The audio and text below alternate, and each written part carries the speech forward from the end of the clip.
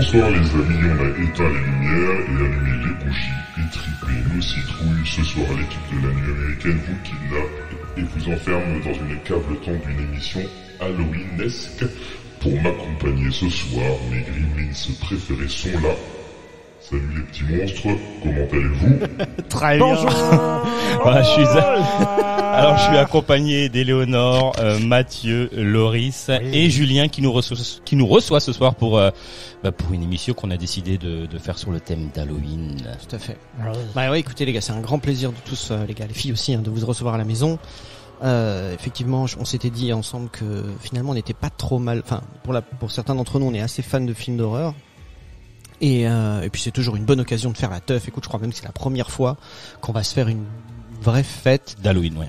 On va boire un coup à la fin de l'émission. Ouais, puis même depuis qu'on est un peu restreint en termes de sortie, de liberté, de soirée, de machin de truc. Moi, je crois que c'est la première fois que je me réorganise un truc un peu cool comme ça. Et je voulais pas louper le coche. Ouais. C'était une bonne occasion, puis, effectivement. Halloween avec le lot qui est ici présent, c'est quelque chose qui depuis pratiquement 10 ans occupe pour nous. Plus, presque plus même. On avait l'habitude de se faire ce genre de soirée, c'est-à-dire orgie de bonbons.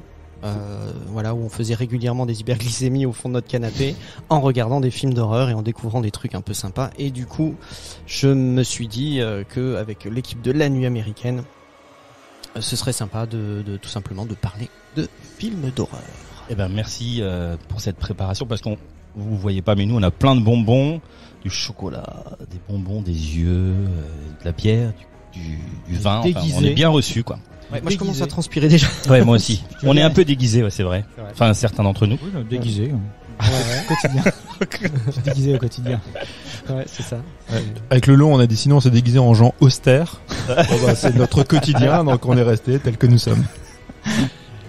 Tu voulais nous faire un petit topo sur la fête d'Halloween. Tout simplement. Bah oui, Halloween, c'est vrai que finalement, est-ce que ça fait à un moment donné, à quel niveau ça fait partie de notre folklore à nous? Parce qu'Halloween, c'est vrai que c'est pas forcément quelque chose qu'on fête spécialement en France.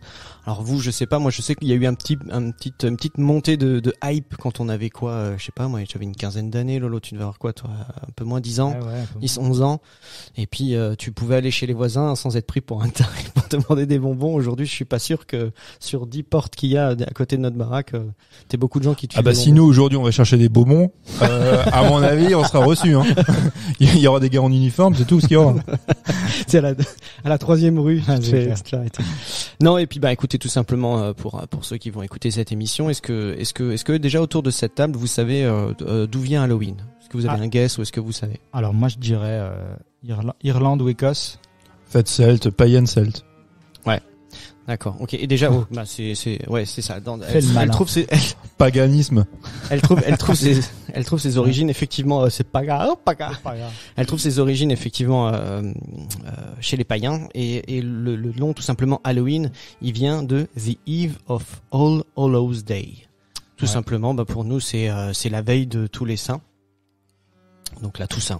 Aussi simple que ça. Voilà. Alors après, c'est vrai que des fois on cherche est-ce que l'origine est anglaise, est-ce que l'origine est chrétienne, est-ce que tu vois, les choses se mélangent un peu comme c'est la nuit juste avant la Toussaint et ces choses-là.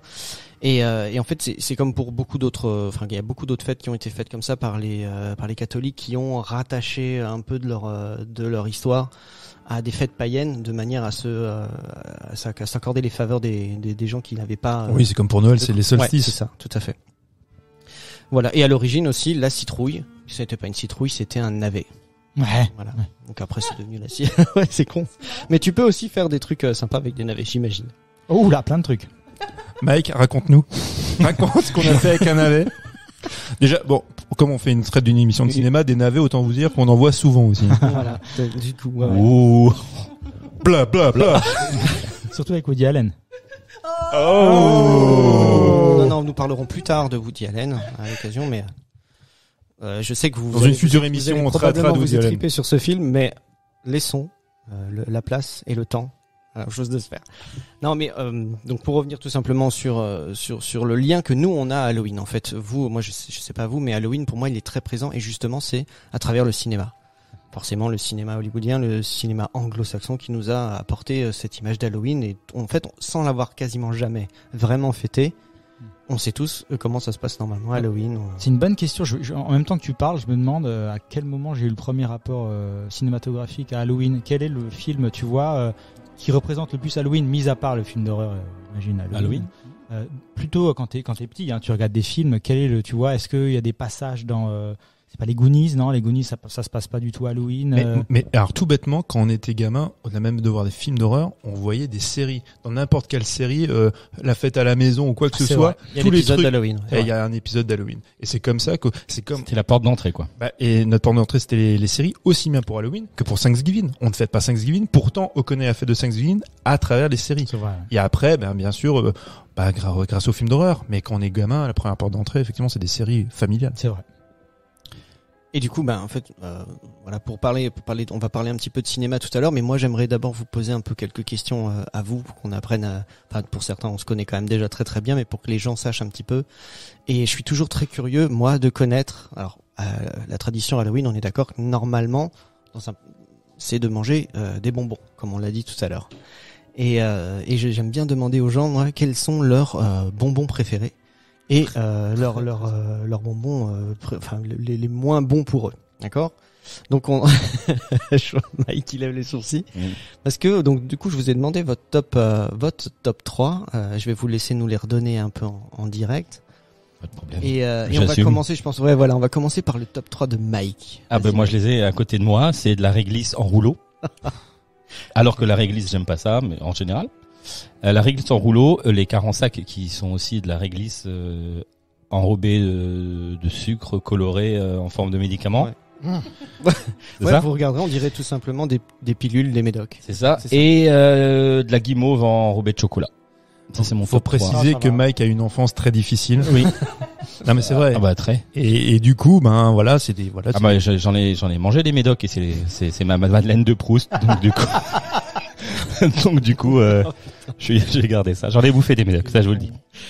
Ok, pas mal. Mm. Et toi Lolo? Moi, alors je vais être simple, c'est tout ce qui pique.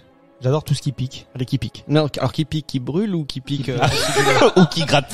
Est-ce que ça vous pique, ça vous gratte ou ça vous démange? Ah non, les trucs qui piquent dans la bouche, on est d'accord. Hein. D'accord, donc acidulé. Eh bah passe à la maison alors. Et évidemment, ce que je n'aime pas, c'est plus ou moins tout ce que a cité Mike. Et- Donc pour moi, on serait très complémentaires, hein, finalement. Bah tu gardes tes bonbons, je garde les miens, très bien. C'est ça. Ouais, vous pouvez aller faire la récolte, il n'y aura pas de problème Non, pour vous les exactement. partager, quoi. Exactement. Ça marche. Et toi, Eleonore, c'est quoi tes bonbons préférés? Alors moi c'est les rouleaux de réglisse parce que ça dure très longtemps. Merci beaucoup. Je t'en prie. Les crocodiles avec les ventres blancs Ouais. et puis les dragibus parce que c'est pour le côté un peu acidulé. Ah, ça, ouais. Et ce que j'aime pas, c'est les réglisses mais pas en rouleau. Avec C'est vrai que ça change aussi. pâte colorée Avec dedans. la pâte D'accord. dégueulasse dedans. Mais il y a vraiment une Et ça différence j'aime entre pas les du deux? tout. Ouais. Bah, C'est dégueulasse les Ah deux, oui. mais une autre, Ah, mais si. un degré différent. Ça fait toute la Alors, différence. je vais quand même en goûter. C'est tout vous à qui êtes l'heure. dégueulasse. Non, mais si t'as pas fini de tout manger, toi, j'en goûterai un tout à l'heure. Ah oui, tu Ah, t'aimes ça, en fait? Ça, c'est impressionnant. J'ai jamais vu quelqu'un manger. Non mais du là il réglisse. mange avec rage parce qu'il sait qu'on le regarde. Il dit regardez. C'est trop bon. C'est ça, c'est même pas du plaisir en fait. J'ai de la performance. C'est comme au lit. Mike, il est comme ça au lit aussi. La Jamais de plaisir, performance. que de la performance. Que de la performance. Oh, vas-y, Mathieu, à toi, qu'est-ce que tu aimes, toi? Moi, ce que j'aime, Mais il c'est aime la performance c'est chez moi. regarder Mike manger. Déjà, ça, c'est mon plaisir. Sinon, tout ce qui est à base de chocolat. Donc, déjà, M&M's, enfin, chocolat. Je ne mange pas de bonbons, même quand j'étais gosse. Je n'aimais même pas les bonbons. J'en bouffais pas. C'est pas mon plaisir. Voilà. Et l'honneur est très sympa, elle me ramène plein d'M&M's. Et alors, qui plus est, les bons becs de Mike, bon, ça, c'est à proscrire, quoi. C'est la Convention de Genève, je crois, avait statué là-dessus. Ils ont dit, non, stop, on arrête. Non, sinon, chocolat pour moi. D'accord, ouais, que les chocolats. D'ailleurs, juste encore une question, parce que j'ai eu un débat il y a pas très longtemps avec un ami et qui me tenait mordicus qu'il était capable de me dire qu'il y avait des goûts différents selon la couleur du bonbon. Donc Vaste ça question. peut être alors autant pour les nounours, les crocodiles, les dragibus, les M&M's. Cancérigène, les M&M's. Ouais. Suivant la couleur. Non mais alors Attention. Vous vous souvenez pas de cette légende américaine forcément qui est aussi venue avec les séries, mais qui disait qu'il y avait certaines couleurs qu'il fallait pas manger qui pouvaient être cancérigènes. Donc on disait Les attention. noirs, c'est ça? Non, je crois que c'était les bleus. Il disait attention, pas les bleus. Vous vous souvenez pas? Ouais, Il y avait si, il y avait un délire À cause là-dessus. d'un colorant, c'est ouais, le pigment qui se fait ouais. utiliser pour la couleur quoi. Ouais, non. Putain, je connais pas cette histoire, moi je les mange tous. Moi aussi, c'est au petit bonheur la chance. Et pour le coup, les goûts des bonbons, ça doit être un effet placebo. Ils doivent avoir tous le même goût, j'imagine. Alors effectivement, mon postulat, enfin, je défendais ma position, c'était que absolument pas et qu'ils ont tous le même goût. Parce que j'ai jamais Dur à trouvé. dire. Non mais sérieux, franchement, prends À un part s'il y a jaune, écrit citron sur le si tu paquet. trouves un jaune, que ce Fraise. soit un Si c'est marqué sur le paquet, ça a pas le même goût. Attends, laisse-moi regarder. Tu vois, peux t'y fier, non? Généralement, là, tu peux Regarde, t'y là fier. j'ai un crocodile rouge, Oui. à ventre blanc, d'accord. Normalement, il est rouge, donc on pourrait supposer qu'il devrait avoir un goût de. Un crocodile rouge, normalement, il est rouge. De chocolat? Ah non, de fraise alors, du coup. Ouais, il devrait Fruit des avoir. bois. Ah, j'ai dit quoi? Non, je Non, te- non, Ah, mais d'accord. non. Non, oui, il devrait avoir un goût de fraise, de framboise. Mais ou normalement, quelque c'est pas le chose. cas. Mais non, ça n'a aucun Ah, goût. test en direct, démonstration. test en démonstration. Alors, Ouais. je m'éloigne, je vais pas vous laisser les bruits de bouche. Bah si. c'est Si, bon. parce qu'on a l'habitude avec Mathieu, donc tu peux. Non, mais ça n'a. Ok, bon voilà, j'ai mangé le rouge, c'est pas bon. Allez, la menthe. Le même, celui-ci. Non, est- mais jamais attends. de la vie, t'auras menthe. Non, mais c'est pas Mais menthe. voilà, mais je veux dire, il faudrait vraiment. Si jamais il y a des auditeurs qui s'interrogent à savoir si à un moment donné on parlera de cinéma, ce n'est pas sûr. Soyez patients, ça peut venir, mais là pour Un l'instant on est verre. sur les bonbons. Oh, il a pas fini le saladier en plus. Ça a absolument le même goût. Bah voilà, donc. Aucune différence. Mais Je si sais tu pas, es persuadé que les goûts sont différents, Oui. ils le seront. C'est le truc des C'est ça la Français. magie. Peut-être. Ah, d'accord. Bien J'ai évidemment. arrêté de rêver. Et voilà. Ah, là, là. Bon, bref. Et on pourra parler de Hook si tu veux, c'est pas un peu pareil. Hein. Ah oui. Exactement, Ouais, ouais, c'est vrai bah, que- c'est ça. Donc là oui, tu t'imagines que là t'as des bonbons qui ont goût. Crochet le crochet, je t'ai accroché. Sébastien vous fait un petit bisou aussi, qui est avec nous ce soir. Ouais, en fait, bon, alors juste vous rendez pas malade, hein, allez-y, hein, faites-vous plaisir, mais on va faites faire attention, ça doucement. attaque fort quand même. Ouais. Donc, alors, bah, pour en revenir, donc comme disait Mathieu tout à l'heure, on va quand même parler de cinéma. Et j'ai bien aimé moi ta réflexion Lolo tout à l'heure, c'est vrai en fait, donc notre premier rapport nous à Halloween au cinéma, forcément, c'est vrai qu'il, ce que disait Mathieu aussi, ça passe par les séries télé qu'on regardait. Effectivement, moi dans les films, de manière générale, j'aurais du mal à te citer certains autres, mais ouais. je me suis aussi rendu compte en préparant un petit peu cette émission-là que l'histoire du cinéma, elle était empreinte d'horreur très rapidement, très tôt, en fait. Et alors, on va pas vous faire l'historique complète de la création du cinéma, mais très tôt, on voit apparaître des choses très marquantes en termes d'horreur. Et je pense que si on peut déjà, dans un premier temps, parler des éléments qui peuvent se rappeler à chacun, c'est Universal Monster dans les années 30. Donc c'est Universal Pictures, le grand studio, c'est un des studios les plus anciens finalement du cinéma, et qui va créer des monstres iconiques, qui va faire des films d'ailleurs sur ces monstres, et qui vont accompagner comme ça des générations et des générations, et qui encore aujourd'hui sont traités alors différemment avec différents réalisateurs, différents acteurs, avec chaque fois des prismes un peu différents. Mais n'empêche qu'ils sont bien présents. Et ces monstres, pour nous en parler, bah, écoute, je vais demander à Mathieu s'il a une idée un petit peu de ce que Non mais c'est. après c'est toujours des adaptations de romans. Donc on adapte Mary Shelley pour Frankenstein, donc réalisé par James Whale, avec Boris Karloff. L'image qu'on a encore aujourd'hui de Frankenstein, quand on voit la tronche de Frankenstein, bah voilà, dans l'imaginaire collectif, c'est le visage de Boris Karloff, avec les clous dans le crâne, avec la balafre, c'est lui. Bien sûr, après il y aura d'autres itérations du personnage, mais pareil quand ils font Dracula, c'est l'adaptation de Bram Stoker, où ça avait été très compliqué pour avoir les droits de l'adaptation, puisque les premiers films de vampires qui sont adaptés de Bram Stoker n'ont pas pu s'appeler Dracula, mais par exemple Nosferatu réalisé par Murnau, où il y a le vampire de Dreyer qui lui est aussi une autre variation. Mais sinon, effectivement, c'est Todd Browning qui nous fait Dracula avec Bela Lugosi. C'est pareil, quand vous pensez à Dracula, l'image de Dracula avec la cape et les dents, les cheveux noirs, c'est Bela Lugosi, très clairement. Mais effectivement, la Universal... en fait, le cinéma d'horreur à cette époque-là, il faut se dire qu'il y avait un besoin de faire ces premiers films d'exploitation pour faire venir des gens en salle. Puisqu'on est au lendemain aussi de la crise de 29, il y a une espèce d'exode des salles de cinéma parce que les gens ont autre chose à faire avec le peu d'argent qu'ils ont. Donc ils ont fait des films qui pouvaient appâter le chaland. Et il fallait quelque chose d'un peu subversif et un peu sulfureux. Et le cinéma de monstres s'y prêtait très très bien. Ouais, du coup, c'est vrai que comme disait Mathieu, donc il y a fameusement le Dracula, Frankenstein, on a aussi, enfin la bête de Frankenstein, parce que souvent on associe le monstre à Frankenstein. Alors Frankenstein, c'est Victor Frankenstein, le professeur. C'est le professeur qui va créer la bête. Ouais. Il y a on va voir aussi apparaître la momie, on a pareil décliné. Ah, tu vois. les sauces. Bah ouais, nous on a l'impression de le découvrir, mais ce sont des choses qui existent depuis longtemps et qui ont même des fois été faites vraiment très très bien. Hein. C'est impressionnant, même encore maintenant à regarder. Moi je découvre ça. En fait, j'avais l'impression d'être vraiment un amateur de cinéma d'horreur, ce que je pense être, parce que j'aime le cinéma contemporain d'horreur pour tout ce qu'il peut apporter, mais et tout ce qui me fait ressentir. Mais en me renseignant là-dessus, je me suis rendu compte qu'il y a des pans entiers de cinéma, d'histoire, notamment dans l'horreur. Hein. Après, ça peut être dans plein d'autres choses, mais notamment dans l'horreur, qui méritent vraiment qu'on s'y attarde et qu'on prenne le temps d'aller voir ça. Et donc, en fait, alors Mathieu me contredira si je dis des bêtises, mais il me semble qu'aussi le problème un petit peu de ce truc-là, ça va être à un moment donné, on va utiliser donc les mêmes décors, les mêmes acteurs, les mêmes trucs. Tu vois, on va un peu, c'est une bouillasse d'ailleurs. Ah, les enfants, je crois qu'il y a des petits enfants qui viennent toquer. Nous demander des bonbons ou la vie. Nous donner des bonbons ou la vie. On en a Je vais pas. leur donner la vie. On en a pas. Alors ne donnez rien. Voilà. On a des. Et parce qu'on enregistre vraiment le soir d'Halloween, donc on a Ah oui, effectivement oui. des enfants qui viennent sonner pour chercher des Ah bah, chocolats. on les entend. Et puis ils sont très discrets. Super. Continuons. C'est chouette. Continuons. Ouais, mais Oui, donc voilà, continue. bah écoute, ouais, Très chouette. et du coup malheureusement ils vont. Des dragibus? Non, des carensacs, les enfants. Tu veux les faire fuir? Venez, on vous donne les bonbons de Mike. Des On les médocs reverra jamais. Tu veux des médocs? Tu veux la pilule bleue ou la pilule rouge? Oh, référence. Ah, toi, je fais des références cinématographiques. Maline. Le coquin. Au revoir les enfants. Ciao. Et ne revenez plus. Ou avec votre maman. Non. Qui a dit ça? Je sais pas, j'ai pas entendu. Éléonore, franchement, fais gaffe. Et du coup, ouais, voilà, donc on va poncer un petit peu tout ça. On va aussi voir apparaître l'arrivée du zombie au cinéma, parce que c'est pareil, hein, ça c'est un truc qui est là depuis Non, très, préféré. très très longtemps.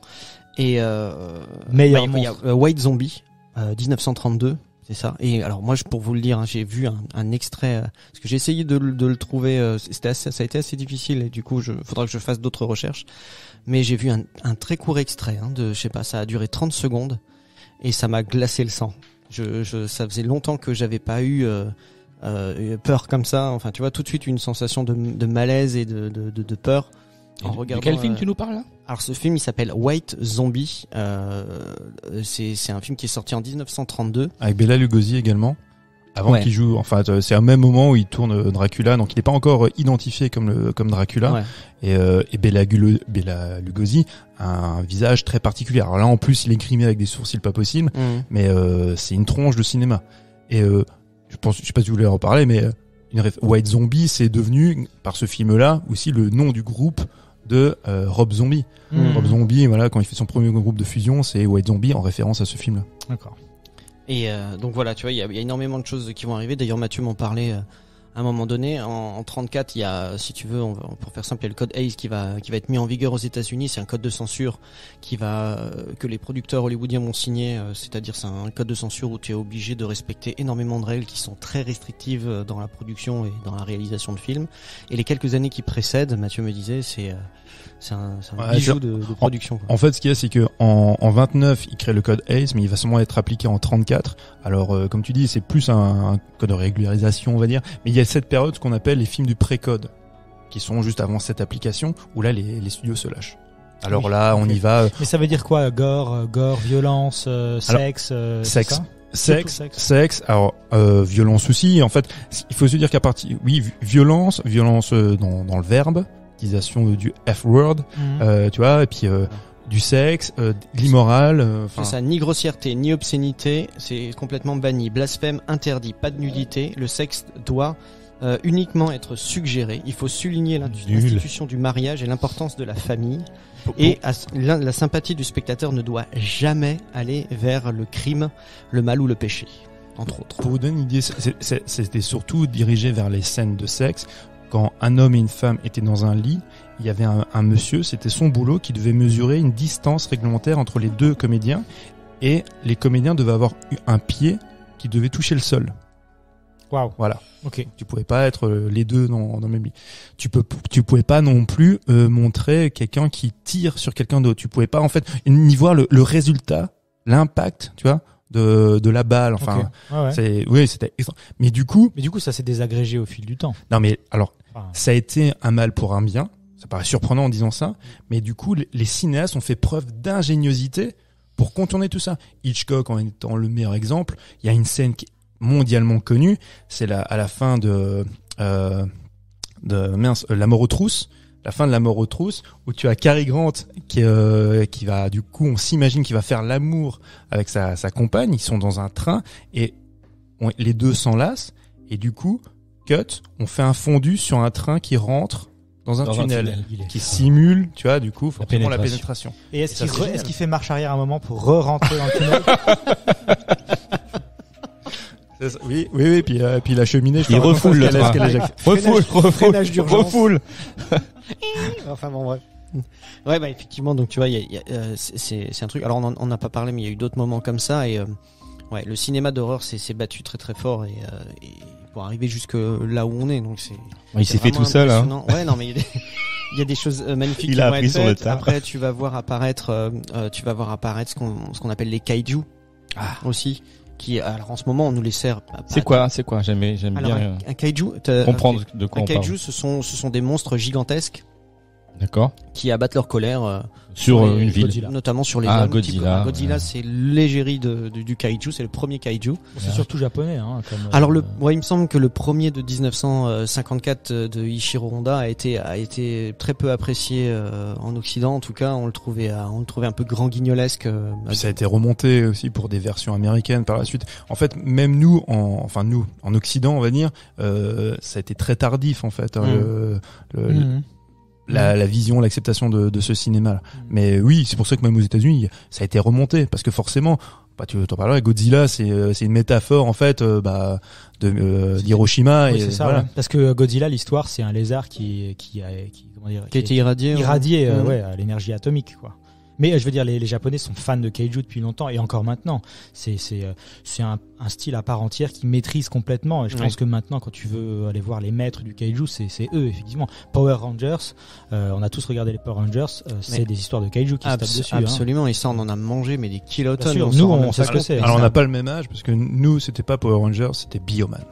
Exactement. On a vu aussi. Bioman, mais même Goldorak dans un. Spilvan. Ouais, il y a eu tout un tas de bien sûr. Les kaiju sont les grands monstres en fait, sont souvent utilisés, clairement. Oui, chacun, quand tu réfléchis, chacun des épisodes se terminait par un fight de kaiju, quoi. Exactement. C'était génial. Après, ils étaient pas identifiés, par contre, comme étant des monstres d'Halloween, puisque c'était pas intégré, tu vois, dans l'imaginaire, tu vois, du monstre d'Halloween. C'est vrai. À la différence, des films de l'Universal ou après de la Hammer. Voilà, justement, tu me tends le bâton finalement pour. Je sais, j'ai vu ton œil qui frétille. Pour te faire battre. Juste après ça, forcément, on va avoir la Hammer, la fameuse Hammer, cette société anglaise, fin des années 50, qui va être super productive aussi, que toi tu aimes beaucoup, Mathieu. T'as beaucoup d'affection pour les films de la Hammer. Énormément. Ouais. Il y a. Non mais je veux dire. Vas-y. La mère de qui? La mère de qui? La mère bière.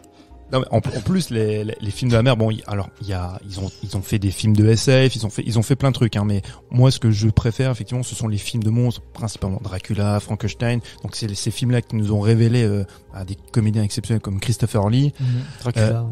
Qui faisait Dracula, qui a fait Frankenstein aussi. T'avais Peter Cushing qui jouait là-dedans, et donc c'est rigolo, tu vois, pour les fans de Star Wars. C'est Chewbacca, hein, c'est ça, c'est bien ça. Hein. Non, Peter Cushing, c'est le capitaine du Star Destroyer. C'est ça. Donc qui a été refait en CGI pour Rogue One. Exact. Donc pour les fans de Star Wars, c'est quand même assez dingue de se dire, t'avais ces deux grands comédiens britanniques qui jouaient dans Hammer, qui se retrouvent dans Star Wars. Et dans les années, donc ça a commencé fin des années 50, courant des années 60, et à partir des années 70, là c'est génial, c'est que du coup ils vont mettre beaucoup plus de gore et beaucoup plus, d'hémoglobine et de sexe. Parce que ils sont ringardisés. Mais alors le Ace machin, c'était plus en vigueur, ça marche plus du coup. Si j'ai pas suivi. Aux États-Unis. Après, il faut savoir que beaucoup ont détourné la chose et en fait, le Code Vein, c'est extrêmement compliqué parce qu'en fait, ça va effectivement avec les années jusqu'aux années 70 avec le nouvel Hollywood où là ça va complètement être aboli. D'accord. Mais avant ça en fait c'est toute une difficulté pour les distributeurs et pour les salles, tu vois, de faire passer tes films parce que si tu passes par des circuits importants des studios effectivement tu es sujet à cette réglementation et c'est très compliqué. La Hammer quand ils débarquent ils vont passer par d'autres circuits de salles. Okay. Et puis il y aura l'avènement aussi des drive-in, ça va être hyper important, tu vois. Donc c'est des exploitants qui n'ont pas la possibilité d'acheter des grands films, qui subissent cette censure-là. Et ben eux, ils vont se lâcher à fond dans le cinéma d'exploitation, quoi. D'accord. Ok. Et du coup, ouais, effectivement, comme dit Mathieu, on va voir arriver le gore. Ça va être un truc, et c'est Lewis qui va notamment apporter ça avec une trilogie du gore qu'on appelle la Blood Trilogy, notamment avec 3 films, Blood Feast, 2000 Maniacs et Color Me Blood Red. Alors, ouais, c'est Herschel Gordon Lewis. Je sais pas si vous avez l'occasion de les voir. Moi, j'ai juste vu Blood Feast. Si vous regardez ça maintenant, c'est un peu rigolo. Voilà. C'est quand même dégueulasse. Ouais, bon, le sang est rouge fluo. Oui. C'est, voilà. Mais il y a un côté très rigolo. Mais si tu réinscris ça dans son époque, c'est terrifiant. Après, il faut se dire comment on en arrive là. Quel est l'élément vraiment déterminant qui fait que du jour au lendemain, tu te retrouves avec des scènes et des films qui vont être gore, de plus en plus gore. Mm-hmm. Alors là, je vais paraphraser le grand historien du cinéma français, enfin du cinéma, qui est Jean-Baptiste Torres. Si vous avez l'occasion de lire ou d'écouter ce que dit ce monsieur, c'est exceptionnel. Il dit, lui, il a vachement théorisé sur l'assassinat de Kennedy le 22 novembre 1963, où c'est la première fois, c'est le film le plus étudié du monde, hein. On voit un crâne qui explose, et donc du coup, je vais pas refaire toute l'histoire, mais JFK qui est assassiné par Oswald. Et ce film-là va être le film matriciel qui va ouvrir en fait la porte au cinéma de gore. Et bien sûr, se joint à ça, la guerre du Vietnam qui va être hyper filmée, que à la différence de maintenant, on voit pas d'image de tuerie quand tu allumes ta télé, tu vois pas ça, mais les gamins aux États-Unis, quand ils regardaient là, ils allumaient la télé, aux infos, ils voyaient des charniers, ils voyaient des cadavres. Et donc ça a créé aussi tout un imaginaire. Ouais, forcément. Purée, c'est impeccable. Impressionnant, pardon. Mais, c'est impeccable. C'est impeccable. Attends, il y a les charniers, c'est impeccable. Il en reste encore. J'arrive. C'est impeccable. On y va. Désolé, Sébastien. Ah, Julien, ta langue fourche, je t'ai foutu. Notre monteur son me Nous, on regarde. attend que ça. Putain, je vais devoir me démerder avec ce que tu viens de faire. Ah non, on garde tout. Ouais, ça va être très brut, hein, c'est ça. Oui, on garde tout. Bah écoute, c'est pas grave. Et donc au même moment, on a ce film-là, mais au même moment, à l'opposé, on a aussi quelque chose de beaucoup plus psychologique et de beaucoup plus. Quelle année ? Là, on est dans début des années 60. Ok. Et c'est là qu'on a le cinéma d'Hitchcock notamment qui arrive aussi avec Les Oiseaux, Psychose, Psychose, Les Oiseaux dans l'ordre, le Psycho-Killer quoi en fait. Et t'as d'autres films qui sont aussi très marquants, Les Yeux sans visage, Le Voyeur, enfin il y a pas mal de trucs. Essentiellement, Psychose, qui lui quand il débarque, en fait la même année en 60, t'as Psychose Hitchcock et t'as Le Voyeur de Michael Powell. Ce sont ces films-là qui vont engendrer par la suite ce qu'on avait appelé le giallo. Et le giallo, de lui-même, va créer le slasher. Oui, c'est... Ouais. Et encore aujourd'hui, on voit des slashers. Et c'est lui-même crée quoi. Est-ce que tu peux juste nous réexpliquer d'abord le giallo? Parce que, donc effectivement, ensuite on en arrive à ça, mais tu peux nous en parler. Alors le giallo, je vais faire très court. Le giallo, c'est la couleur jaune. À l'origine, en Italie, ils avaient ces romans de gare qui étaient de couleur jaune, qui étaient très souvent des romans policiers, tu vois, que tu pouvais acheter pour pas grand-chose. En Italie, on parle pas de genre, on parle, je parle pas mal italien, filon, donc c'est le filoni. Eux, ils parlent pas de genre, ils parlent de filoni. Donc à partir du moment où tu as un film qui va marcher, en l'occurrence là, un thriller, on va dire, ou un policier, tu vas décliner ça, tu vois, en filoni. Donc il y en aura plusieurs. Le cinéaste le plus important qui a adapté, on fait des relectures, on va dire, tu vois, de ces romans policiers, c'est Mario Bava, qui, avec 6 femmes pour l'assassin, va donner les codes du giallo. Donc, code du giallo, généralement, un tueur masqué, ganté, avec arme contendante, couteau. Et souvent, des victimes sont souvent des jeunes femmes. Vous avez aussi des hommes, mais souvent des jeunes femmes. Ça paraît très simpliste, mais la force de ces films-là, c'est très souvent le visuel. L'image, le jeu sur les couleurs, ça va être exceptionnel avec l'avènement d'un cinéaste majeur dans ce domaine qui sera Dario Argento avec son chef-d'œuvre ultime qui est Profondo Rosso. Mais il y aura Profondo Rosso, qui a été traduit en France, mais c'était une catastrophe par comment ils ont appelé ça Le rouge profond. Simplement. Non. Rouge profond. Rouge profond. Après, moi je l'aurais appelé Carmillon. Ouais, comme le passe. Je sais plus, mais c'est complètement nul, ça avait plus aucun intérêt parce que rouge profond, c'est ça, un Profondo Rosso, ça a vraiment une résonance quand vous voyez le film, ça a un intérêt. Okay. Non mais il faut voir ces films-là, c'est formidable. Et après, et Mario Bava, juste pour faire vite fait le pont, c'est que Mario Bava avec La Baie sanglante, C'est lui qui je crois qu'il réalise ça en 71, si je me trompe pas. C'est le premier slasher. C'est le proto-slasher. Après ça, va arriver, viendra Halloween, mais avant ça, il y aura un autre film en 64. Massacre à la tronçonneuse, c'est pas loin, non? Massacre à la tronçonneuse, c'est en 74, mais si je dis pas de bêtises, mais ouais. Bon, on est dans le. Ouais, mais le slasher, c'est du mec masqué. D'accord. Ok. Qui va tuer avec une arme au couteau, tu vois, une arme blanche. C'est vrai que la tronçonneuse. Ouais. Mais après, tu sais quoi, enfin, même si je pense que Massacre à la tronçonneuse, ça va encore au-delà de ça, c'est vraiment un film politique, c'est vraiment, enfin, on a déjà parlé, c'est un vrai chef-d'œuvre, mais on peut quand même l'associer encore malgré tout au slasher, tu vois, espèce de boogeyman. Oui. Okay, et on va voir aussi apparaître forcément un des plus grands cinéastes d'horreur connus à ce jour, c'est Romero. Et Romero qui va réapporter, qui va se réapproprier totalement en fait le zombie et qui va pondre des films impressionnants comme du coup La Nuit des Morts Vivants. Et oui, avec ça il pose les bases quoi. Il s'inspire du zombie excuse-moi, c'est le zombie, il part du zombie le zombie vaudou des îles, c'est ça que lui s'approprie et puis le met un peu à l'écran pour nous en fait entre guillemets parce que le zombie c'est lui qui le crée, le zombie qui sort du cimetière c'est lui le papa de tout de ça quoi, de l'image de zombie.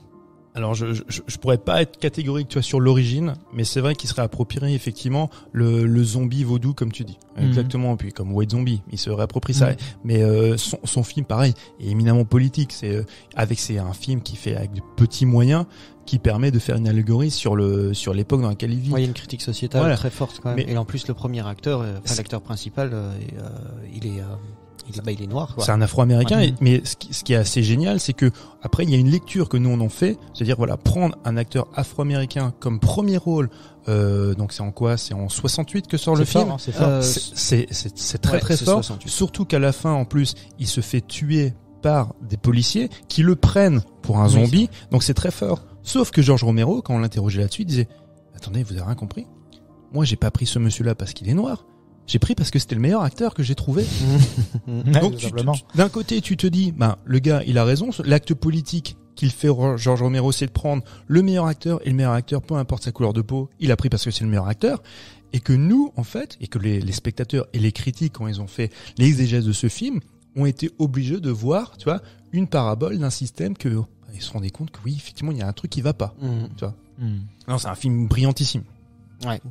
Pareil, c'est encore une des choses, si on aime le cinéma d'horreur, tu vois, et qu'on cherche un petit peu, c'est bien d'aller voir ce genre de choses parce que ça, comme dit, c'est pour l'interprétation et pour ce que ça représente, c'est vraiment important. Et alors, aujourd'hui, tout le monde a vu maintenant, une œuvre qui concerne le zombie où tu vois, tout est décliné de ça, quoi. À un moment donné, bon là, je crois que, j'ai l'impression moi que ça se calme un peu, mais les débuts des années 2000, c'était n'importe quoi. C'était un peu l'overdose, non? Vous êtes pas d'accord? Franchement, bien sûr, il y avait que ça. Justement. Il y avait que ça.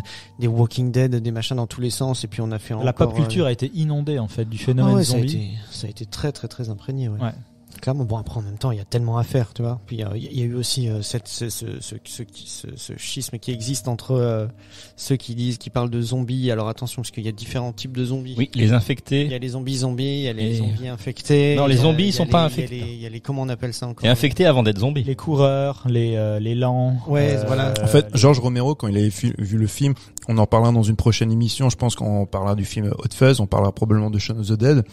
George Romero, qui avait adoubé Shaun of the Dead, quand on lui avait posé la question, il dit c'est un film de zombies que vous reconnaissez, que vous aimez bien. Il fait non, c'est pas un film de zombies, c'est un film d'infectés. C'est Romero qui a dit ça. C'est Romero qui a dit ça. Donc quand c'est le pape qui dit ça, tu dis ok, pardon, George.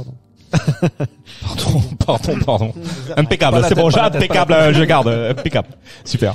Et du coup, il y a encore un autre truc dans cette période-là, début des années 70. Alors moi, je connaissais pas du tout, et je suis tombé là-dessus. Et je sais pas, Mathieu, ou si ça vous dit quelque chose ou quoi, mais c'est la Black Spotation, tu vois. Et ça, c'est un truc. Je me suis dit, est-ce que c'est sérieux ou à quel degré ça a été fait ce truc-là?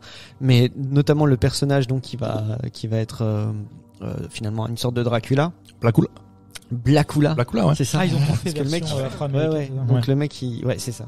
Donc c'est un afro-américain qui, bon après le film, moi je l'ai pas vu, mais j'ai juste vu cette scène où t'as l'impression d'avoir Dracula qui est au-dessus de lui. Puis tu sais, comme tous les vampires, ils peuvent faire de toi un vampire s'ils ont envie de le faire, quoi. Et à un moment donné, il lui dit voilà, et je vais faire de toi Blackula.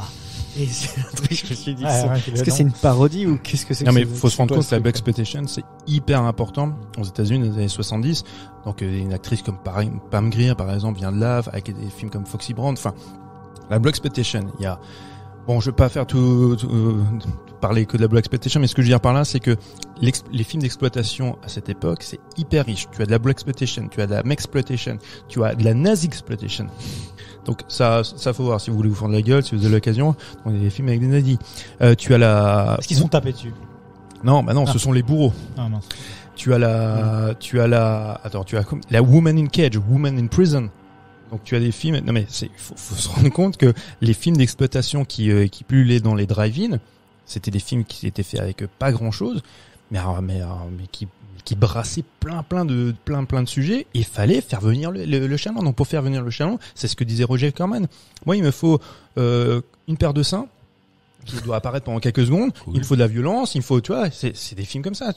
Il disait aux gars quand les premiers cinéastes ont fait leur main là-bas, comme Joe Dante ou il y a Cameron qui a bossé chez Roger Corman, il leur disait les gars, c'est vrai. je vous donne carte blanche, vous faites ce que vous voulez. Vous avez $100,000, mais je veux que il y a 5 secondes de nichon et il y a tant et tant de coups de feu et de machin. Après, feu les gars, vous faites ce que vous voulez. C'était un peu un bourreau, hein, le gars. Hein. Il les faisait travailler comme des chiens, un peu 20 heures par jour, etc. Mais c'était la meilleure école. Mais c'était la meilleure école. Ils ont tous dit, tu vois, que ce soit Jonathan Demme, que ce soit Cameron, Joe Dante, enfin Jack Nicholson a beaucoup tourné là-bas. Ils ont tous dit, mais c'est la meilleure école pour apprendre à faire du cinoche. Et là, on va arriver du coup à une période qui commence à nous parler encore un petit peu plus. Et le nouvel Hollywood qui déconstruit un peu le rêve américain. C'est là qu'on va voir aussi beaucoup de films de genre se développer un peu partout, des mecs qui se produisent, qui s'autoproduisent, où on fait des films à petit budget, où on se lâche un petit peu, une nouvelle génération qui arrive, et on voit arriver des mecs complètement ouf. Alors je fais juste une petite liste, et puis maintenant on va pouvoir peut-être rentrer un petit peu plus dans ce qu'on a vu et de ce que nous on a pu faire comme expérience en termes de cinéma d'horreur. Mais simplement comme ça, juste pour vous en citer quelques-uns, des gars comme David Lynch, Brian De Palma, Rosenberg, Spielberg, Ridley Scott, des outsiders aussi, enfin des mecs qui sont peut-être plus clivants et qui ont été encore un peu plus loin, des mecs comme Cronenberg par exemple, donc Romero en a parlé, Argento, il y a Wes Craven, Hooper dont vous avez fait aussi une émission où on parlait de Massacre à la tronçonneuse, Eric Zemmour, Carpenter, enfin bref, et la Lui, liste il est terrifiant. il est terrifiant. très très longue, La Nazi Exploitation, c'est ça? Cameron, Baker, Rémy, enfin bref, la liste est longue et du coup là on se retrouve avec beaucoup de films d'horreur. Beaucoup de très bons films. Ouais.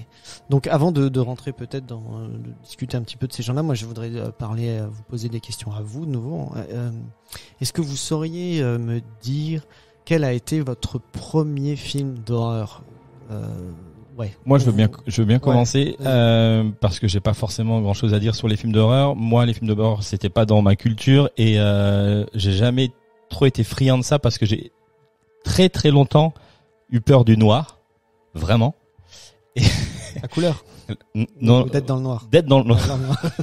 Dès que pourquoi la couleur? Noir, ça me faisait peur. Non. Et donc du coup le dark qui était derrière, enfin tout ce qui était associé à ça ou ce qui était angoissant dans le noir en fait, moi ça m'attirait pas. Donc les films d'horreur, j'ai jamais mis les pieds dedans parce que j'avais pas envie de moi devoir faire un travail psychologique pour me dire putain tu dois dormir, t'es dans le noir, concentre-toi sur autre chose plutôt que d'imaginer qui est dans la pièce, tu vois ce que je veux dire. Donc mais si t'as une réflexion comme ça, c'est déjà très très tard. Je veux dire, même par hasard, t'es pas tombé jeune, je sais pas, d'habitude c'est. Non, je tombais sur des pornos. Mais pas sur des, là je te reconnais bien là. pas sur des films d'horreur. Non, mais les premiers films d'horreur, je pense que c'est vraiment quand j'étais en fait je sais pas. Dire t'étais adulte. Non, mais les films, le dernier film d'horreur que j'ai vu, c'était c'est quand on a étudié Massacre à la tronçonneuse. Mais sinon moi j'étais déjà bien passé l'âge de l'adolescence, j'étais au début de la vingtaine, un petit peu avant. C'était Scream, c'était des slashers comme ça. Enfin voilà, j'ai pas eu de référence autre que ça avant quoi. D'accord. T'as-tu jamais par hasard t'es tombé sur un film où ça t'a fait vraiment peur parce que t'étais trop jeune pour le regarder par exemple? Genre Freddy, j'ai jamais regardé avant. avant l'année dernière, quoi. D'accord. Tu vois, même l'affiche me faisait peur. Donc même un fait divers en voyant la gueule de Francis Holm, je le regardais pas parce que Francis Holm, je le voyais quand je fermais les yeux. Tu vois ce que je veux dire? Bah, parce qu'il a une tête qui fait flipper ce mec-là. Effectivement. Hein? Donc à chaque fois je regardais un truc sur lui, enfin je regardais très peu. Tu me posais la question de savoir Moi c'est Céline Dion. quand j'éteignais la télé, c'est quand je regardais Francis Holm, genre j'avais pas envie de. Ah ouais. T'as pas besoin de films d'horreur en fait. Tu as quand même dit ah ouais, dans ma tête, on a déjà. Mais là, ça va beaucoup mieux. Donc du coup, je vais peut-être m'y mettre. Je dois faire beaucoup de choses en ce moment au niveau cinéma. Tu fais pas des cauchemars forcément. Quoi. Non. Mais à une époque, j'en faisais pas des cauchemars, mais avant de m'endormir, c'était une lutte pour plus y penser, pour trouver le sommeil. Effectivement. Pour vous dire, le chemin parcouru par Mike, c'est que maintenant c'est un lecteur de Mad Movies. Exactement. Ouais. Du pour, coup, pour vous dire. T'en as fait. Oui, et j'ai eu la chance d'avoir un abonnement Mad Movies par Mathieu. Ouais. Un petit cadeau comme ça. Et puis voilà, j'ai eu le premier numéro il y a 2 semaines, je sais plus exactement. Il me l'a rendu. Non, je me suis dit attends, ça c'est pas vrai. Ding dong. Encore des enfants. Oh. C'est en écho. T'as carrément un truc. Excellent. Bon bah écoute, on va laisser les gens s'occuper de ça. Voilà. Et vas-y. On a des intendants. On va laisser nos gens. Voilà. Jean, s'il vous plaît. Les gens, s'il vous plaît. Ouvrez la porte. Ah. D'accord. On a des intendants. Ah ouais, mais je connais pas ces gens moi. Ah. Ok. Ah oui. Apparemment, c'est la femme de Loris. Elle est très discrète, hein. Ouais. elle lit bien les messages que je lui envoie. Ouais. Fais sonner le téléphone, ne sonne pas la porte s'il te plaît. C'est ça. C'était la consigne. Bah, vous comprendrez que c'est une émission qu'on a vraiment préparée, qu'on est en totale discrétion. C'est vivant. C'est vivant. Voilà. C'est très vivant. Éléonore, Ouais. je voulais te poser cette même question. Mon premier film d'horreur, donc c'était à 12 ans. Ouais. Et c'était Qui veut la peau de Roger Rabbit. Et- La trompette. La trompette. J'assimilais pas ça à un film d'horreur. Bah pour moi, à l'âge de 12 ans, je peux te dire que ça m'a fait vachement Bien sûr, flipper. On la m'a vendu trompette. ça comme un film comique. Ah oui Et en D'accord. fait, Non, bah, le ok. juge de mort, je m'en souviendrai, je pense, à vie. Alors c'est celui-là que j'ai vu en premier.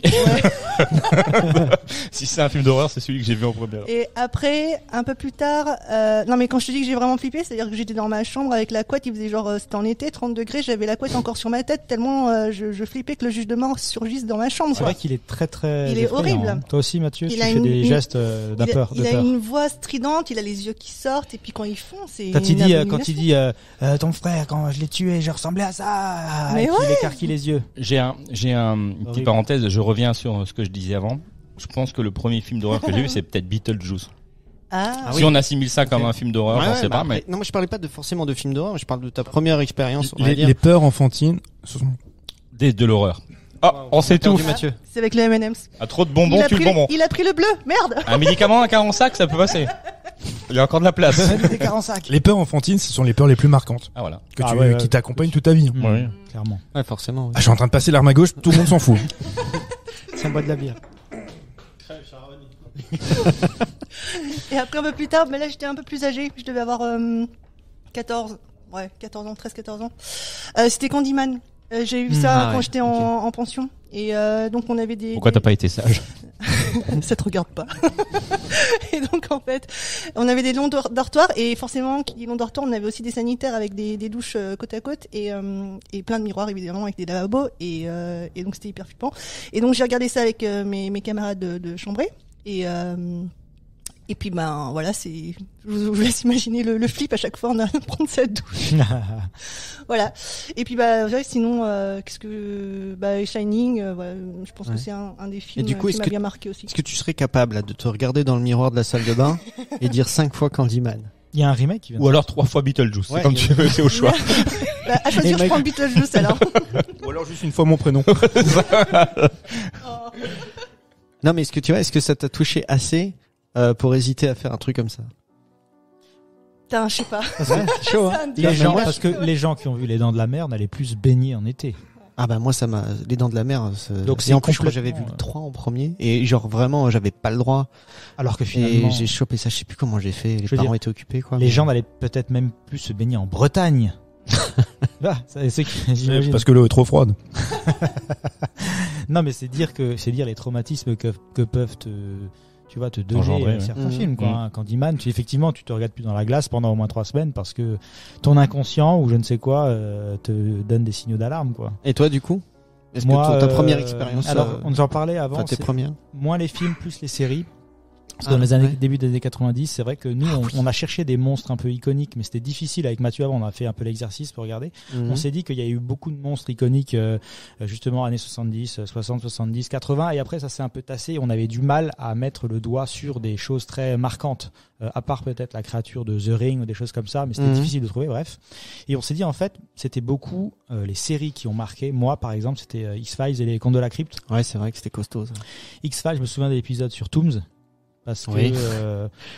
je crois que c'est le 2e ou 3e épisode de la première saison. C'est le mec qui, Tooms, je sais Ouais, pas si ouais. vous le connaissez, hein, c'est le gars qui passe par les conduits d'aération. Il arrive en- à se en déboîter, lui, en, oui, il y a en plein de déboîtant trucs tous comme les ça. autres de Ouais, son ouais, je me corps, en rappelle, se il était disloquant. terrible. Il est joué par l'acteur qui joue Percy dans La ligne verte. La ligne verte, le méchant. Ah, excellent. Oh, putain. Ouais, c'est J'avais lui. complètement oublié ça. Et ensuite, il y a eu, alors, c'est pas un film d'horreur, mais c'était Robocop. La scène de l'assassinat de Ah non, l'assassinat? l'assassinat Ah, d'accord. pas l'assassinat quand il le démembre avec les armes à feu, quoi. Ouais, La première oui, il le scène. laisse sérieusement pour mort. quand Et même. moi, cette scène, elle m'a traumatisé, vraiment. En tout cas, elle est ancrée dans mon esprit, et je pense de pas mal de monde, parce que justement, cette scène complètement crue où il torture en fait le type.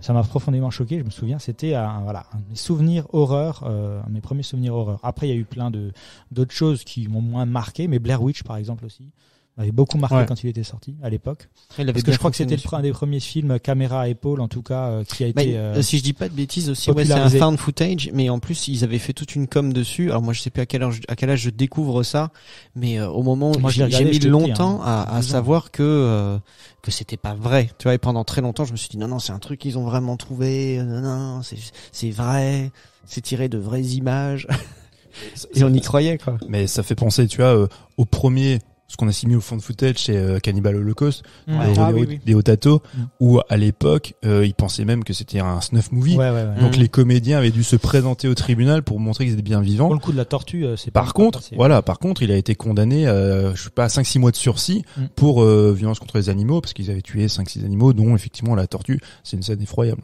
Effroyable. Exact. Tu sais que ce film, même si ça fait partie normalement des must-seen, tu vois, si tu aimes l'horreur, si machin, il y a des films comme ça qui sont des marqueurs et qui normalement faut avoir vu. J'ai jamais eu le courage de le regarder. Cannibal Holocaust. Ouais, et juste à cause de cette scène, je supporte pas moi qu'on fasse du mal aux animaux. Il me semble que maintenant il y a elle est censurée. Hein, j'ai beaucoup de mal. D'ailleurs, c'est des films qui me mettent très souvent très vite mal à l'aise. T'as deux versions effectivement. C'est T'as ça. une version censurée, mais elle est disponible maintenant en DVD. La version qui était à l'époque interdite moins de 18 ans, qui est non censurée. Sur Shadows, il y a une version, c'est laquelle? Eh ben, je l'ai pas regardé encore sur Shadows. C'est vrai qu'il est sur Shadows, parce que moi je l'avais vu à l'époque sur une version non censurée. Mais non, alors je te promets, t'as biberonné à d'autres films d'horreur, ça va bien se passer. Vraiment. Okay. Ouais. Non, ça va le faire. Ok. Tu me demandes à moi? Ouais, bah voilà, j'allais dire, du coup, et toi, Diva, Eh ben, en fait, si je dis ça, c'est que je partage, en fait, les avis de mes camarades, aussi bien déjà, qui veut la peau de Roger Rabbit. Ça m'avait terrifié quand j'étais gamin. Tu sais que Lolo et moi, on a une anecdote de fou sur Roger Rabbit. Vas-y. Où on a vraiment failli mourir tous les deux. Le soir de... Oui, mesdames et messieurs. Oui, vous entendez bien. Ah, non, c'était un truc assez ouf.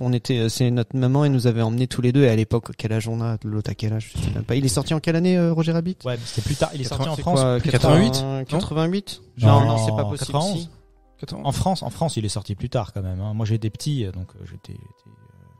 Non, mais nous, on a peut-être, est-ce qu'il a pas été rediffusé à un moment donné dans les salles Peut-être. ou un En tout truc cas, comme c'était ça? début 90, j'imagine. 88.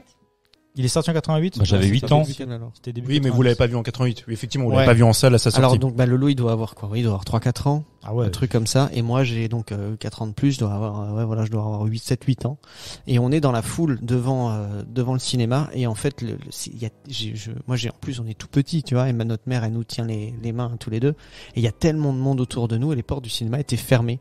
Et à cette époque, tu n'achetais pas ton billet de cinéma en pré-vente ou quoi que ce soit. Tu achetais ça au guichet. Et ils ouvrent les portes. Et là, les mecs de tous, ils vrillent et ils se ruent dans la salle dans le cinéma, quoi. Et On a du été coup, aspiré.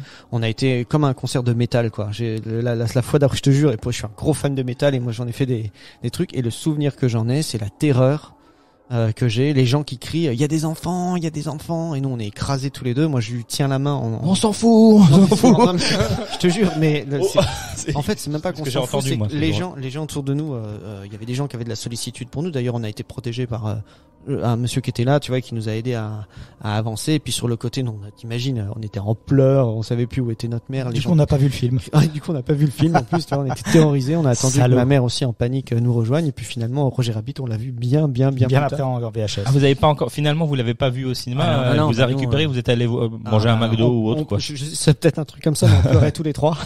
Ah oui, d'accord, de peur, quoi. Ah oui, on a vraiment eu, c'est un mouvement de foule comme j'ai rarement eu peur comme ça. C'est dire l'engouement qu'il y avait pour ce film quand il est sorti à l'époque. Il était magnifique ce film. Est-ce que c'était pour les gros nénés le décolleté de comment elle s'appelait la Jessica Rabbit ou pour autre chose? Quoi, le succès du film? Non, l'attrait des gens pour ce film. Oui, le succès du film donc. Non mais je finis juste en fait. Excuse-moi, désolé, c'est vrai, j'enchaîne. Roger Rabbit, tu disais. Non, parce que le succès, l'attrait c'est au début. Puis le succès, c'est c'est donc, tout au long de la vie du film. Il y avait Qui veut la peau de Roger Rabbit. Il s'en fout de ce que je dis. Il y avait effectivement Robocop aussi, parce que comme le lot, bientôt démissionner. La scène effectivement de meurtre, quand il tue le flic, c'est terrifiant. Mais moi, la scène qui m'avait fait le plus flipper, c'est le mec qui sort de l'acide, la cuve d'acide, et qui se fait éclater sur la bagnole. Ah oui. Mais avant ces deux films-là, il y avait quelque chose qui me faisait très très peur, en fait, c'était le fantasme, parce que je ne l'avais pas vu, j'avais pas l'âge, de Freddy Krueger. Quand je voyais juste sa tronche, et je me souviens dans le cinéma dans lequel j'étais, quand j'étais gamin de la ville où je vis, il y avait une affiche de Freddy Krueger, quand je passais devant, ça me terrifiait. Donc, alors que je l'avais pas vu, donc je fantasmais déjà cette horreur. Mais le premier film d'horreur que j'ai vu, et que je n'aurais pas dû voir, et je l'ai revu récemment, c'est une catastrophe, c'est une dope, c'est un vrai Z, c'est Zombie 5 de Joe D'Amato. Je saurais même pas te dire. Ah non mais c'est terrifiant comme déjà film. Il y en a eu 4 avant. Mais non mais là c'est la particularité des films italiens. C'est-à-dire que Zombie 5 a été produit avant Zombie 4. Okay. Et ça fonctionne comme ça chez eux, et c'est pas une suite du Zombie de Romero. C'est que t'as eu Zombie 2 la Fulci a fait des suites de zombies, enfin bon. Les Italiens faisaient toujours des remakes ou des suites, tu vois, des productions américaines. Donc tu pouvais voir Zombie 5 alors que Zombie 4 n'était pas encore sorti. Okay. Voilà. Mais Zombie 5 c'est nul. C'est avec Robert Vaughn. Robert Vaughn, c'était un grand acteur américain qui se retrouvait là-dedans, et c'est un film qui m'avait terrifié. Je me suis dit mais pourquoi je regarde ça ? Tu l'avais vu comment ? T'avais chouré une VHS ? Ah non, je voulais pas le voir. J'étais chez des amis à mes parents, et puis les gamines font on a une cassette vidéo. Les gamines qui étaient plus jeunes que moi, je me souviens. Elles étaient elles étaient rodées, elles avaient pas peur. Ah vas-y, on regarde ça et tout, elles mettent la cassette vidéo, et moi je ne bougeais plus sur le canapé. Mais j'étais tétanisé. Et je sors de là, je suis oh putain, mais maintenant il faut rentrer à la maison, puis il fait nuit et tout. Oh, l'horreur quoi. Il y a des expériences. Et écoute Seb, si t'es là, on va te demander à toi aussi, Sébastien Divor. Est-ce qu'il y a un film d'horreur qui t'a marqué quand t'étais petit? Alors ouais, moi j'ai une petite histoire assez impressionnante avec les films d'horreur. Je n'en regarde plus depuis le jour où je suis tombé sur une VHS chez mes parents du Jour des Morts Vivants. Du film sorti en 85. Moi, je suis né en 85 et je suis tombé dessus en 90. Donc à 5 ans, j'ai mis la cassette et j'ai regardé le film en entier. Vous voyez le genre de truc que ça fait, quoi, quand on voit un mec se faire écarteler en deux dans une mine, là. Et ben moi j'ai regardé ça, et du coup depuis ce jour-là, je n'ai plus jamais regardé de film d'horreur. C'est pas vrai. Ça t'a traumatisé à vie. Fond, ouais. Le simple, même Terminator, le 1, quand il s'ouvre l'œil. Impossible. J'ai fait des cauchemars pendant des années. Impossible. Terminator 2, la scène du bras, pareil. Ouais. Tous ces trucs-là, moi maintenant. Et tu penses que ça part de... Ah ouais, c'est sûr et certain. J'avais peur des zombies, j'avais peur du noir, j'avais peur des films d'horreur. J'ai regardé Haute Tension, je crois, une fois, quand j'avais... Et les jeux vidéo d'horreur? 16-17 ans. Je n'y joue pas. Tu n'y joues pas. Je suis une petite flippette, j'y joue pas aux jeux vidéo d'horreur. Aux jeux vidéo d'horreur. J'avais trop peur. Voilà. C'était ma petite anecdote. Quand tu parles du Jour des Morts Vivants, donc c'est la séquence où ils éventrent le gars. Exactement. C'est ça. Et cette séquence-là, on la retrouve dans Shaun of the Dead. Ouais. Oui, c'est vrai. C'est un l'hommage, tu vois, à Romero, à cette séquence-là, qui effectivement elle est dégueulasse. Petite anecdote, surtout quand t'as 5 ans. Oui, non, ouais. Et quand il tourne le film, Romero, donc avec ses potes, ils avaient des boyaux qu'ils allaient chercher dans une boucherie, machin, et ils avaient mis ça au congélateur. Et ils étaient partis le week-end, parce que voilà, ils tournaient pas pendant le week-end. et il y a une coupure de courant. Oups. Ce qui fait que tout a pourri en fait dans le frigo, mais ils avaient pas moyen d'en acheter d'autres. Donc les mecs, et tu le vois sur certaines séquences, les gars se bouchent le nez. Enfin ils sont là, ça pue, c'est une horreur. Quoi. Mais c'est comme dans Massacre à la tronçonneuse, c'est ça? On en avait parlé. Effectivement, l'utilisation de toutes les viscères, etc., qui ont pourri à cause de la chaleur. Ça doit être avec une odeur. Ça doit être génial à tourner. Ça doit être vraiment cool. Ah ouais, Wellner nous a fait aussi la recette, je sais pas si vous vous rappelez de ça. Ah oui. La recette de comment est-ce qu'on fait un facehugger d'Alien. Ouais, dans Alien aussi, ils avaient utilisé des soins entiers d'abat, des trucs dégueux. Bon, ils ont eu moins de problèmes avec la pourriture. C'était frais, quoi, comme produit. Ouais, mais parce qu'il y avait il y avait pas l'odeur, quoi. Mais Hans Ruedi, justement, Giger disait que c'était une puanteur, quoi. Ça le rendait malade. Oui. Ouais, lui, s'il faisait les décors avec des os, non? Et puis il avait dit, c'est bon, rembarquer tous les os parce que j'en peux plus, quoi. Non, c'est clair. C'est marrant parce que vous voyez, on est un peu de la même génération et puis je me rappelle effectivement c'est marrant que ça nous ait marqué à ce point-là parce que techniquement c'est pas un film d'horreur, mais comme on l'a vu jeune, il était vraiment dur. Roger Rabbit. Comme vous le dites, c'est vrai qu'il y a beaucoup de scènes qui sont effrayantes en fait pour un gamin qui regarde ça et même. Je sais pas comment il était classé à l'époque, s'il y avait eu un peu des warnings. J'ai pas l'idée, mais. Non du tout. En fait, les premiers films pour lesquels on a créé c'est la catégorie. Peggy les Peggy. Ouais, 13 aux États-Unis, tu sais. Donc voilà, ça a été créé pour Gremlins parce que la même année tu te retrouves avec Gremlins et tu te retrouves avec Indiana Jones et le Temple maudit. Et ils savaient pas... ça peut aussi choquer. Très clairement. Bien sûr. Et ils savaient pas comment catégoriser ces films-là. Donc ils ont dû créer ça, le PG-13. Ok. Ouais, parce qu'en plus, il y a c'est là que le gore et l'horreur s'invitent finalement dans plein d'autres films qui sont pas des films qui sont à destination d'être des films de genre horreur. Et finalement, on s'en est servi. Ça aussi, ça fait partie. C'est pour ça qu'on juge beaucoup le film d'horreur de sous-genre. Tu vois, des fois où il y a des gens on est toujours des mecs pas normaux parce qu'on aime le cinéma d'horreur, alors que ça existe. Ce que je voulais dire en fait, c'est que ça existe depuis que le cinéma quasiment existe. Et au final, le gore et l'horreur s'invitent souvent dans plein de styles. Mais le gore est devenu mainstream maintenant.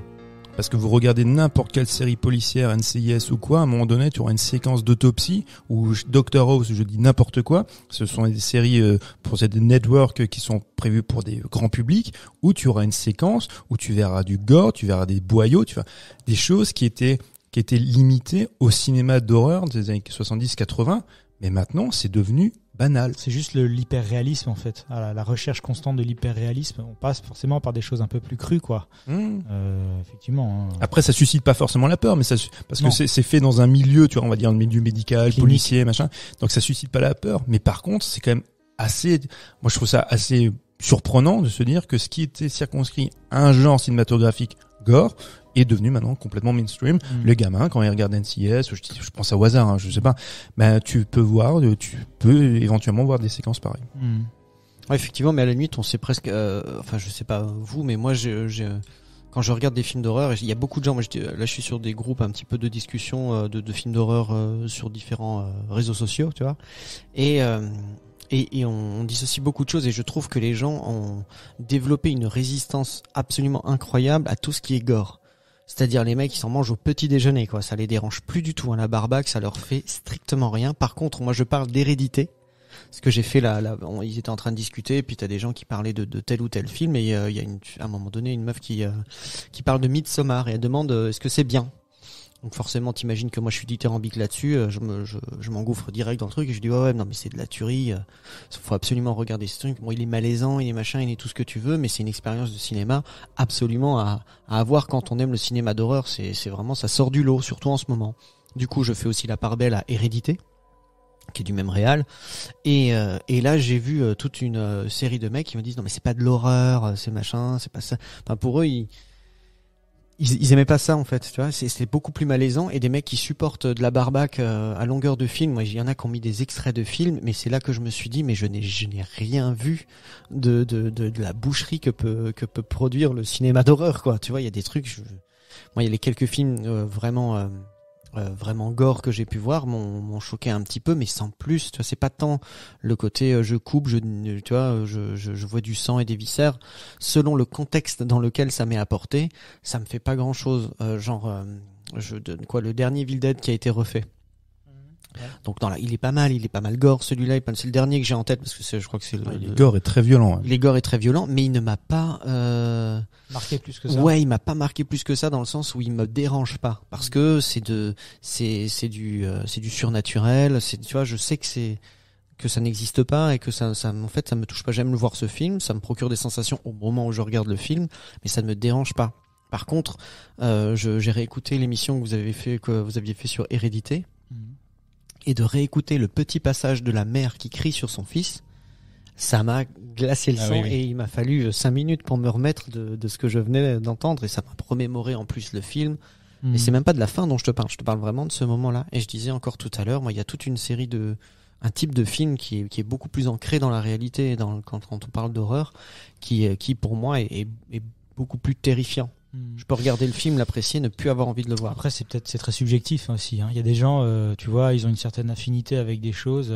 Sébastien disait, il peut pas avoir de gore. Il y a des gens, ils peuvent pas entendre des histoires qui parlent de fantômes. D'autres, tu vois, c'est vraiment de l'affinité de chacun, quoi. Il y en a, ils vont être très résistants au gore, au sang. Moi, je sais que ça me fait absolument rien. Par contre, un film sur les esprits, je vais être beaucoup plus, tu vois, comment dire, aux aguets si je regarde le film, quoi. Un Conjuring va beaucoup plus me déranger qu'un X film gore au possible, qui va pas forcément me déranger, quoi. Après, c'est vrai que c'est allé tellement dans l'outrance, surtout avec l'arrivée du torture porn. Voilà, ouais, la Hostel par exemple. C'est ça, les Hostels, les Sauts, il y a eu plein de films comme ça qui, au final, sont les résurgences de ce qui se faisait dans les années 80 avec les films de Fulci, les films de cannibales, tous ces films-là. Et sauf avec une patte un peu plus sombre, mais qui faisait pas peur, qui pouvait être gênant parce que dans cet excès de gore, mais qui était pas terrifiant. Après, il y a des films malaisants qui étaient très gore. Je pense, ce qu'on appelle, c'est la French horror, avec un film comme Martyr. Ouais. Frontière. Il y a Frontière, il y a À l'intérieur, tu vois, ces films-là. Ça, par contre, c'est terrifiant, tu vois. Quand tu vois Martyr. Martyr est vraiment Frontière, bien, c'est celui où c'est suite à l'élection, c'est ça? C'est suite à l'élection du Front National ou un truc comme ça. C'est une bande de potes qui essayent de fuir le pays, qui se font choper à la frontière, c'est ça? Enfin, par une famille.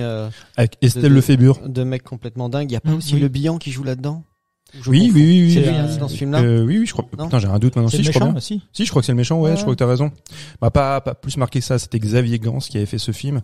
C'est le même qui a réalisé Hitman, le premier Hitman. Mais non, Martyr. En fait, toute la French horror, on avait donc aussi Haute Tension. Bah, avant, ça, on parlait de Aja. Haute Tension, c'était formidable. C'était une super carte de visite pour lui pour aller au C'est la fille qui est poursuivie. Attendez, rappelez-moi le pitch. C'est avec comment elle s'appelle, Cécile de France. Ouais, Emma Ewan. Exactement. Et elles sont poursuivies par d'ailleurs le mec qui joue ce gars, c'est aussi un Français qui a une gueule. Ouais, qui est décédé il y a pas longtemps, c'est Philippe Naon. C'est ça, hein? Ouais, c'est Philippe Naon. Qui est décédé il y a pas longtemps et qui jouait le boogeyman. Et puis je raconte pas le twist pour ceux qui n'ont pas vu le film, mais le boogeyman est tout autre. Ah.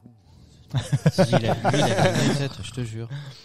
Mais bref, mais ouais, c'est vrai que dans toute une décennie de films que j'ai regardés, les films français, ceux qu'on vient d'évoquer, ce sont des films qui m'ont vraiment impacté très très fort. Alors film français ou film de réal français?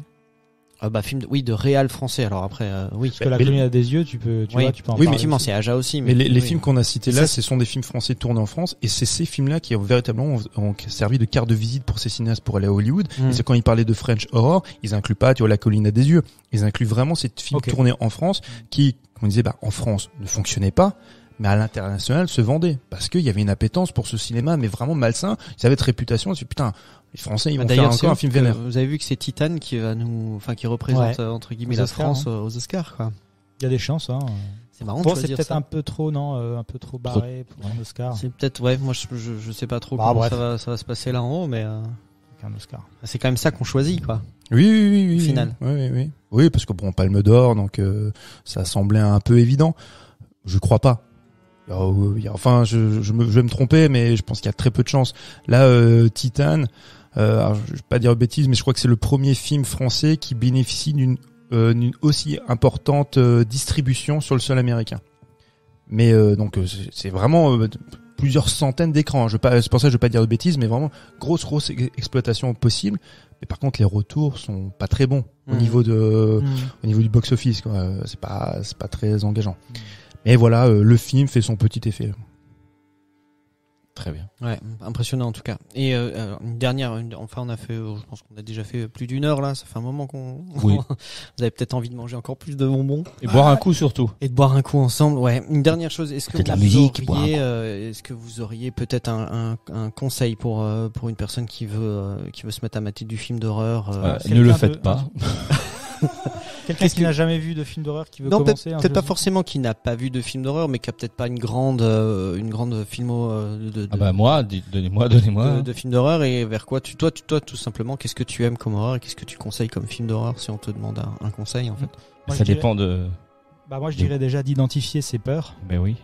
Parce qu'il y aura des no-go quoi complets. Et on en a parlé, c'est le film d'horreur et puis le film comme ça, c'est tellement large, il y a quand même un sacré choix. Et identifier les no-go et puis aller piocher dans commencer petit à petit sur ce qu'on pourrait regarder. Et si ça nous plaît, après essayer d'étendre les horizons quoi. Mais effectivement, si on n'aime pas le gore, n'allez pas vous forcer à avoir du gore. Allez chercher quelque chose qui pourra. Pardon.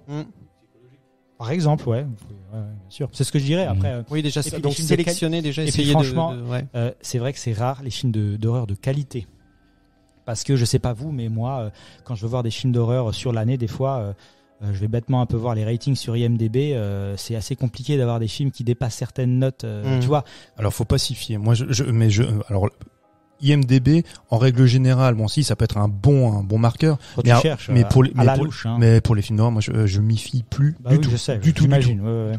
Mais c'est difficile de quand tu es néophyte et de te retrouver là-dedans, de trouver les bonnes pioches, avoir les bons conseils pour les bons films d'horreur. J'imagine que Surtout qu'en plus, la difficulté, c'est que les films d'horreur ne sortent plus en salle, ou alors de manière, mais vraiment à la marge, où ce seront des films, les Annabelle et compagnie, qui sont issus de franchises. Mais sinon, le cinéma d'horreur, c'est du film indé, quoi. Oui, donc c'est de la VOD, éventuellement du DVD, des plateformes qui y sont dédiées. C'est très compliqué de voir un film d'horreur. Et c'est pour ça l'intérêt. Il y a des films aussi, des films de genre. Alors on va parler vraiment d'exploitation, qui sont faits aussi uniquement, essentiellement pour les festivals. Vraiment les films de festoche, très clairement. Mais comme dit, c'est difficile d'accès, quoi. Oui, non mais c'est très compliqué. Ouais. Sinon, conseiller des classiques du style Psychose. The Thing, voilà. Alien, L'Exorciste, voilà. Shining. Les très grands classiques, effectivement. Mais une fois que la liste est épuisée, c'est pas non plus, vous voyez, il y en a 30. Mais c'est vrai ce que tu dis, Loris, le fait d'identifier ses peurs. Parce que dans Shining, c'est moi ce qui me fait flipper à outrance, c'est quand c'est des enfants qui interviennent. Bah, par exemple, voilà. Je trouve ça terrifiant. Et quand il est comme possédé, enfin, c'est hyper flippant. Donc identifier ses peurs. Exactement. Merci. On a encore une petite... non, on a fait le tour. Non. Oui, vas-y. Non, mais ce qui est important dans le cinéma d'horreur aussi, on identifie toujours des cinéastes, mais il faut identifier ce qui est très important. Ce sont les gars qui font les effets, les maquilleurs. Donc des Tom Savini qui font, tu vois, les zombies. C'est Rob Bottin, ce sont des génies, hein. C'est le mec qui fait les effets dans The Thing. Phil Tippett, il a pas fait d'horreur. Ah bah Phil Tippett, il a un peu touché à tous les gens, ouais. Mais t'as Rick Baker aussi, en fait. Tous ces mecs-là, véritablement, ce sont des génies. Sans ces gars-là, le talent de ces bonhommes, bah tu n'as pas les effets gore que Ce qui est dingue, c'est qu'en plus, c'est souvent les budgets les plus lourds, et c'est finalement les mecs des fois font ça avec trois bouts de ficelle et 2 bougies, et ils arrivent à trouver des ressources complètement dingues. Alors souvent en mettant leur physique aussi, l'intégrité physique en péril.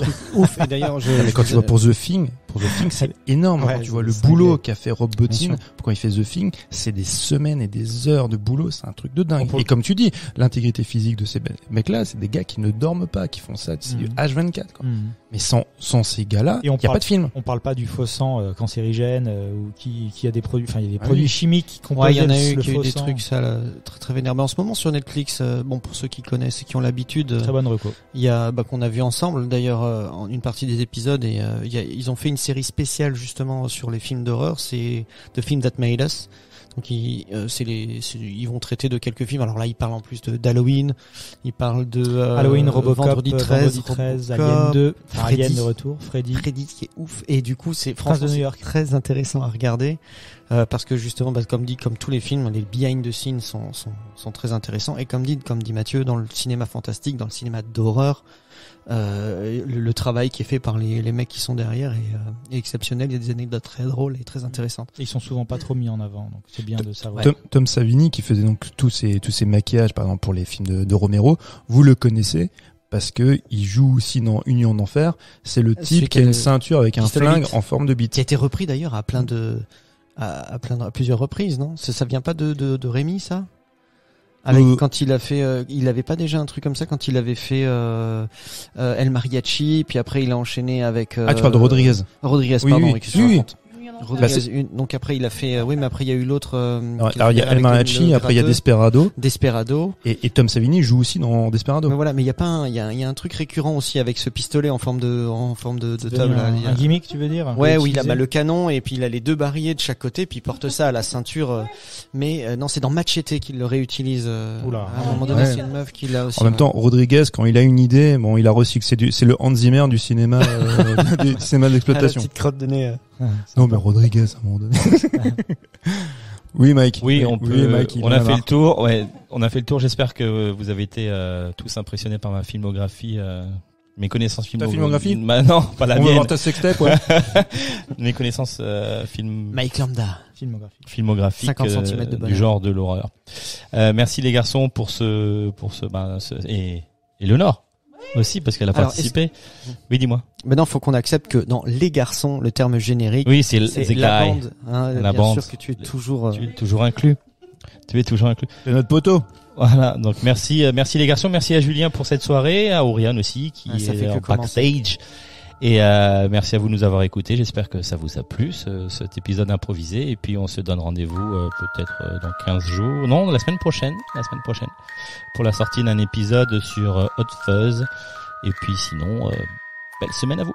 Ciao ciao. Des bisous. Ciao. Au revoir.